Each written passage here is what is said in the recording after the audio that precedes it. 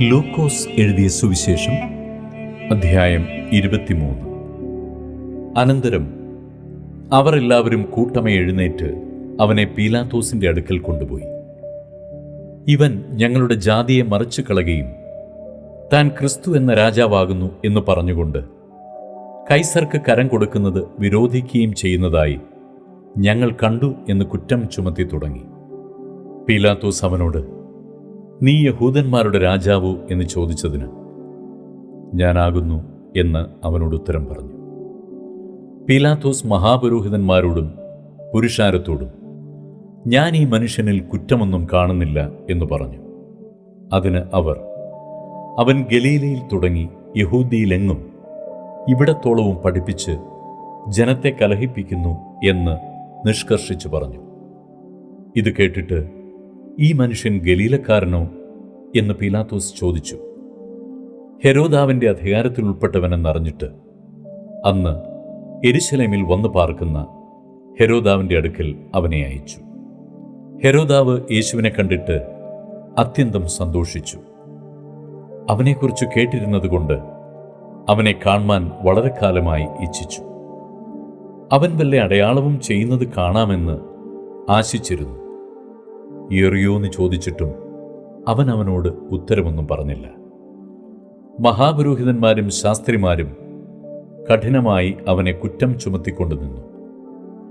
ഹെരോദാവ് തൻ്റെ പടയാളികളുമായി അവനെ പരിഹസിച്ച് നിസ്സാരനാക്കി ശുഭ്രവസ്ത്രം ധരിപ്പിച്ച് പീലാത്തോസിന്റെ അടുക്കൽ മടക്കി അയച്ചു. അന്ന് ഹെരോദാവും പീലാത്തോസും തമ്മിൽ സ്നേഹിതന്മാരായി തീർന്നു. മുമ്പേ അവർ തമ്മിൽ വൈരമായിരുന്നു. പീലാത്തോസ് മഹാപുരോഹിതന്മാരെയും പ്രമാണികളെയും ജനത്തെയും വിളിച്ചുകൂട്ടി അവരോട്, ഈ മനുഷ്യൻ ജനത്തെ മത്സരിപ്പിക്കുന്നുവെന്ന് പറഞ്ഞ് നിങ്ങൾ അവനെ എൻ്റെ അടുക്കൽ കൊണ്ടുവന്നുവല്ലോ. ഞാനോ നിങ്ങളുടെ മുമ്പാകെ വിസ്തരിച്ചിട്ടും നിങ്ങൾ ചുമത്തിയ കുറ്റമൊന്നും ഇവനിൽ കണ്ടില്ല. ഹെരോദാവും കണ്ടില്ല. അവൻ അവനെ നമ്മുടെ അടുക്കൽ മടക്കി അയച്ചുവല്ലോ. ഇവൻ മരണയോഗ്യമായത് ഒന്നും പ്രവർത്തിച്ചിട്ടില്ല, സ്പഷ്ടം. അതുകൊണ്ട് ഞാൻ അവനെ അടുപ്പിച്ച് വിട്ടയക്കും എന്ന് പറഞ്ഞു.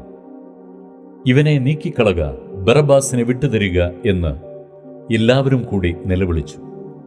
ഉത്സവം തോറും ഒരുത്തനെ വിട്ടുകൊടുക്ക പതിവായിരുന്നു. അവനോ നഗരത്തിലുണ്ടായ ഒരു കലഹവും കൊലയും ഹേതുവായി തടവിലായവൻ ആയിരുന്നു. പീലാത്തോസ് യേശുവിനെ വിടുവിപ്പാൻ ഇച്ഛിച്ചിട്ട് പിന്നെയും അവരോട് വിളിച്ചു പറഞ്ഞു. അവരോ, അവനെ ക്രൂശിക്ക, ക്രൂശിക്ക എന്ന് എതിരെ നിലവിളിച്ചു. അവൻ മൂന്നാമതും അവരോട്, അവൻ ചെയ്ത ദോഷമെന്ത്? മരണയോഗ്യമായത് ഒന്നും അവനിൽ കണ്ടില്ല. അതുകൊണ്ട് ഞാൻ അവനെ അടുപ്പിച്ച് വിട്ടയക്കും എന്ന് പറഞ്ഞു. അവരോ അവനെ ക്രൂശിക്കേണ്ടതിന് ഉറക്കെ മുട്ടിച്ചു ചോദിച്ചു. അവരുടെ നിലവിളി ഫലിച്ചു. അവരുടെ അപേക്ഷ പോലെ ആകട്ടെ എന്ന് പീലാത്തോസ് വിധിച്ചു. കലഹവും കൊലയും ഹേതുവായി തടവിലായവനെ അവരുടെ അപേക്ഷ പോലെ വിട്ടുകൊടുക്കുകയും യേശുവിനെ അവരുടെ ഇഷ്ടത്തിന് ഏൽപ്പിക്കുകയും ചെയ്തു. അവനെ കൊണ്ടുപോകുമ്പോൾ വയലിൽ നിന്ന് വരുന്ന ശിമോൻ എന്ന ഒരു കുറേനക്കാരനെ അവർ പിടിച്ചു ക്രൂശ് ചുമപ്പിച്ച് യേശുവിൻ്റെ പിന്നാലെ നടക്കുമാറാക്കി.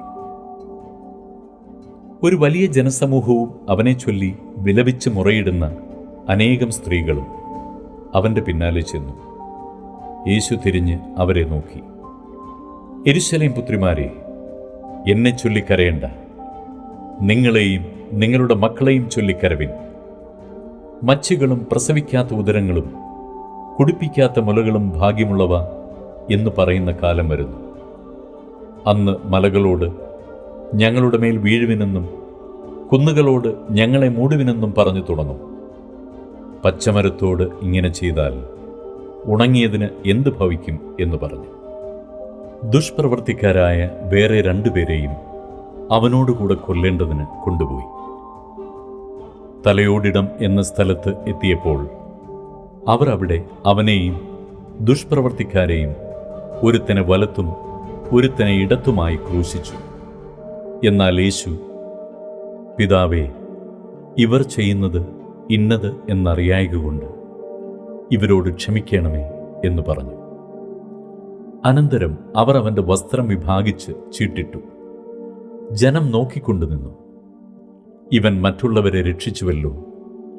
ദൈവം തെരഞ്ഞെടുത്ത ക്രിസ്തുവെങ്കിൽ തന്നെത്താൻ രക്ഷിക്കട്ടെ എന്ന് പ്രധാനികളും പരിഹസിച്ചു പറഞ്ഞു. പടയാളികളും അവനെ പരിഹസിച്ച് അടുത്തുവന്ന് അവന് പുളിച്ച വീഞ്ഞ് കാണിച്ചു. നീ യഹൂദന്മാരുടെ രാജാവെങ്കിൽ നിന്നെ തന്നെ രക്ഷിക്ക എന്ന് പറഞ്ഞു. ഇവൻ യഹൂദന്മാരുടെ രാജാവ് എന്ന് ഒരു മേലെഴുത്തും അവൻ്റെ മീതെ ഉണ്ടായിരുന്നു. തൂക്കിയ ദുഷ്പ്രവൃത്തിക്കാരിൽ ഒരുത്തൻ, നീ ക്രിസ്തുവല്ലയോ, നിന്നെ തന്നെയും ഞങ്ങളെയും രക്ഷിക്ക എന്ന് പറഞ്ഞ് അവനെ ദുഷിച്ചു. മറ്റവനോ അവനെ ശാസിച്ചു, സമശിക്ഷാവധിയിൽ തന്നെ ആയിട്ടും നീ ദൈവത്തെ ഭയപ്പെടുന്നില്ലയോ? നാമോ ന്യായമായിട്ട് ശിക്ഷ അനുഭവിക്കുന്നു. നാം പ്രവർത്തിച്ചതിന് യോഗ്യമായതല്ലോ കിട്ടുന്നത്.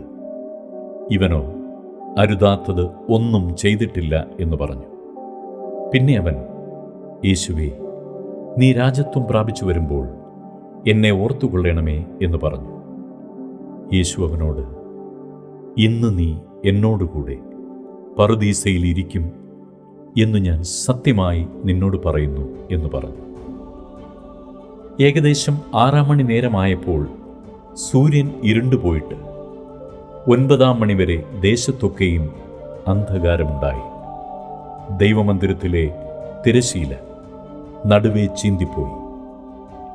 യേശു അത്യുച്ചത്തിൽ, പിതാവേ, ഞാൻ എൻ്റെ ആത്മാവിനെ തൃക്കൈയിലേൽപ്പിക്കുന്നു എന്ന് നിലവിളിച്ചു പറഞ്ഞു. ഇത് പറഞ്ഞിട്ട് പ്രാണനെ വിട്ടു. ഈ സംഭവിച്ചത് ശതാധിപൻ കണ്ടിട്ട്, ഈ മനുഷ്യൻ വാസ്തവമായി നീതിമാനായിരുന്നു എന്ന് പറഞ്ഞ് ദൈവത്തെ മഹത്വപ്പെടുത്തി. കാൺമാൻ കൂടിവന്ന പുരുഷാരമൊക്കെയും സംഭവിച്ചത് കണ്ടിട്ട് മാറത്തടിച്ചുകൊണ്ട് മടങ്ങിപ്പോയി. അവൻ്റെ പരിചയക്കാർ എല്ലാവരും ഗലീലയിൽ നിന്ന് അവനെ അനുഗമിച്ച സ്ത്രീകളും ഇത് നോക്കിക്കൊണ്ട് ദൂരത്ത് നിന്നു. അരിമഥ്യ എന്നൊരു യഹൂദ്യ പട്ടണക്കാരനായി നല്ലവനും നീതിമാനും ദൈവരാജ്യത്തെ കാത്തിരുന്നവനുമായ യോസേഫ് എന്നൊരു മന്ത്രി, അവൻ അവരുടെ ആലോചനയ്ക്കും പ്രവൃത്തിക്കും അനുകൂലമല്ലായിരുന്നു. പീലാത്തോസിൻ്റെ അടുക്കൽ ചെന്ന് യേശുവിൻ്റെ ശരീരം ചോദിച്ചു. അത് ഇറക്കി ഒരു ശീലയിൽ പൊതിഞ്ഞ് പാറയിൽ വെട്ടിയിരുന്നതും ആരെയും ഒരിക്കലും വെച്ചിട്ടില്ലാത്തതുമായ കല്ലറയിൽ വെച്ചു. അന്ന് ഒരുക്കനാളായിരുന്നു. ശബ്ബത്തും ആരംഭിച്ചു.